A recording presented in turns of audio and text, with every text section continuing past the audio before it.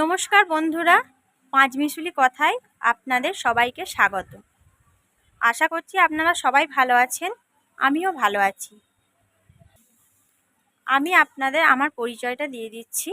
আমার নাম মধুমিতা রায়, আমি বর্ধমান জেলার বাসিন্দা।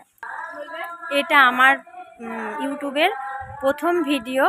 আমি তোমাদের ভালোবাসার সাপোর্ট ছাড়া কিছু করতে পারবো না বা এগোতেও পারবো না। তোমরা আমার সাথে থেকো এবং আমাকে আমাকে অনেক অনেক ভালোবাসা দিও। আমার ভিডিওটা আমি এখানেই শেষ করছি। পরের ভিডিওতে আবার তোমাদের সঙ্গে দেখা হবে।